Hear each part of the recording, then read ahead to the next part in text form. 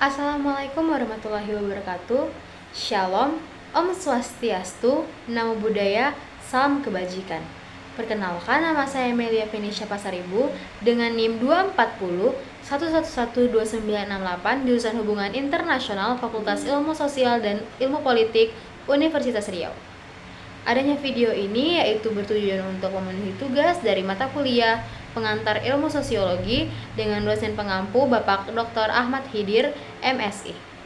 Pada video kali ini saya akan membawa materi mengenai gerakan sosial. Yang pertama, apa itu gerakan sosial? Gerakan sosial menurut para ahli yang pertama yaitu dari Cohen 1983, di mana menurut Cohen, gerakan sosial merupakan gerakan yang terjadi atau dilakukan oleh sekumpulan orang yang biasanya sifatnya terorganisir dengan tujuan untuk merubah atau mempertahankan sesuatu unsur tertentu dalam masyarakat yang luas. Yang kedua ada menurut Zucker dan Snow 199, di mana gerakan sosial merupakan kegiatan yang sifatnya kolektif dan mengekspresikan tingkat kepedulian yang tinggi tentang beberapa isu tertentu. Sehingga dapat saya simpulkan, gerakan sosial merupakan suatu kegiatan atau suatu gerakan yang dilakukan oleh beberapa individu untuk memenuhi tujuan bersama. Nah, gerakan ini dapat muncul karena adanya faktor pemicu yang menyebabkan individu atau sekelompok tersebut memunculkan emosinya sehingga mereka mengutamakan kepentingan dari tujuan mereka tersebut. Lalu menurut Loser 2002 terdapat 4 tipe gerakan sosial. Untuk tipe gerakan yang pertama yaitu ada alternative social movement, di mana gerakan tersebut bertujuan untuk membawa perubahan yang terbatas kepada kelompok atau individu dalam masyarakat. Nah, ciri-ciri dari alternative social movement ini yang pertama yaitu perubahan tersebut tidak menyeluruh terhadap individu, melainkan hanya berusaha membawa perubahan terhadap aspek-aspek tertentu. Kemudian yang kedua, gerakan ini tidak bersifat paksaan, melainkan sukarela, melainkan perubahan yang dilakukan karena sukarela.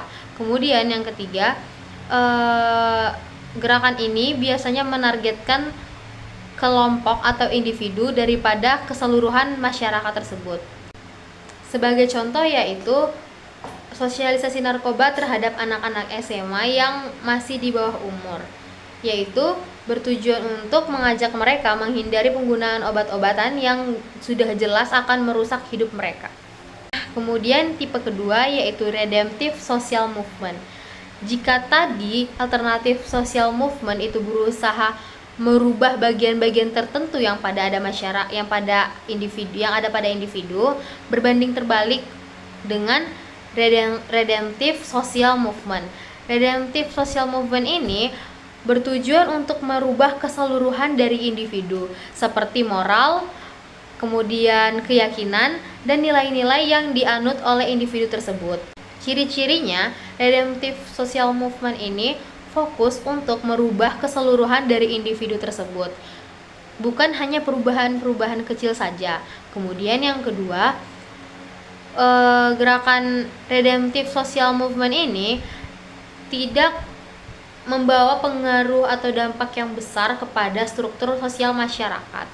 Kemudian yang terakhir yaitu gerakan ini juga membutuhkan komitmen yang tinggi agar individu yang dirubah dapat mempertahankan perubahan yang ada pada dirinya. Nah, yang ketiga itu ada reformative movement. Ketika alternatif social movement dan redemptive social movement tadi itu berskala kecil atau bisa dibilang hanya kepada individu atau kelompok, berbeda pula dengan reformative movement.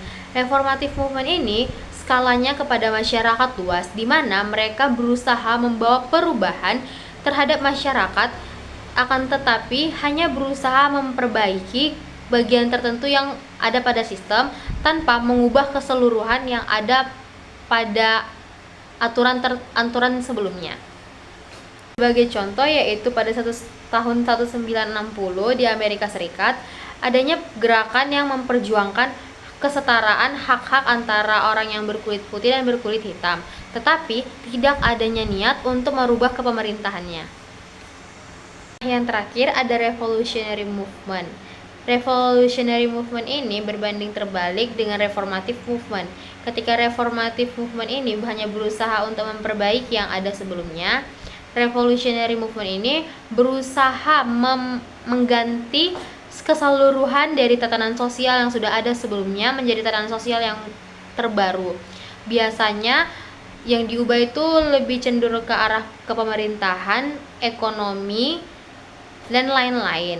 Dan juga biasanya agar gerakan ini dapat terjalankan dengan baik harus didukung atau biasanya sering dijumpai dengan adanya pemberontakan. Sebagai contoh dari revolutionary movement ini ada pada revolusi Perancis, di mana mereka berusaha menggulingkan monarki absolut dan mengubah sistem sosial serta politik Prancis secara mendasar. Sekian hasil materi yang dapat saya sampaikan pada video kali ini. Saya harap video ini dapat membantu dan memberikan wawasan kepada setiap penontonnya. Terima kasih.